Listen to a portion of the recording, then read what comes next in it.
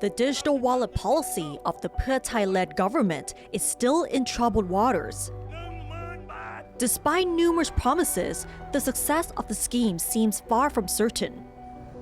Early last month, Prime Minister Sethar Thavisin announced the official launch of the scheme, which he says will not only ease the financial burden on the public, but it will also stimulate growth by as much as 1.6%. The 10,000 baht cash benefit will be distributed to 50 million Thais who are over 16 years old, earn no more than 70,000 baht per month, and have no more than a combined 500,000 baht in all of their bank accounts. This will require 500 billion baht to fund the scheme. According to the government, the 500 billion baht will come from three sources: the annual budget for fiscal years 2024 and 2025, and the state-owned Bank for Agriculture and Agricultural Cooperatives, or the BAAC. If the digital wallet scheme goes as planned, Thais who are eligible for the scheme will receive the 10,000 baht benefit during the fourth quarter of this year. Many critics have, however, voiced their concerns. The Bank of Thailand sent an urgent letter to the government advising it to downsize the scheme.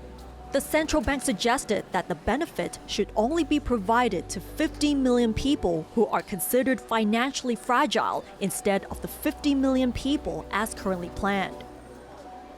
This would allow the plan to be implemented immediately and would only cost 150 billion baht instead of 500 billion. The central bank explained that low-income earners and holders of state welfare cards tend to spend more on consumption and buy more locally produced products than other groups, and the 10,000 baht would help ease their financial burden and stimulate the economy more efficiently.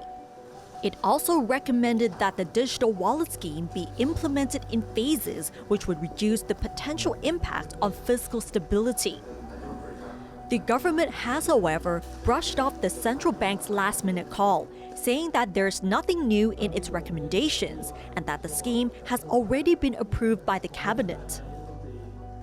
Regarding the sources of funding, the BAAC's trade union issued a statement voicing concerns that the scheme could suffer the same fate as the infamous rice pledging scheme.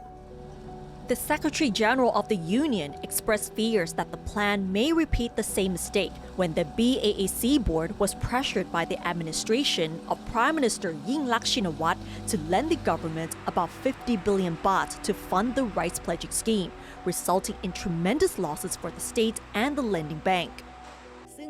Dr. Girida Phawpijit of Thailand's economic think tank, the TDRI, commented that the 500 billion baht to be used to fund the digital wallet scheme should be used for other projects, such as investments, job creation, or supporting the elderly citizens. The main problem she noticed is the amount of money that is to be borrowed to fund the scheme. This, she says, will put Thailand's fiscal stability at risk.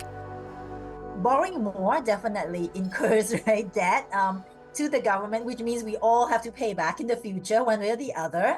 The government might have to collect more taxes from us, or use other ways to raise more incomes to pay back these debts, right? And using the Bank of Agriculture money is a way to actually circumvent being recorded as government debt, because it's actually what we call a quasi fiscal spending, which means that the government's bank, in this case, the Bank of Agriculture, will be supporting the program, and the central government will pay back the Bank of Agriculture in installments, right? But again, we have to pay back.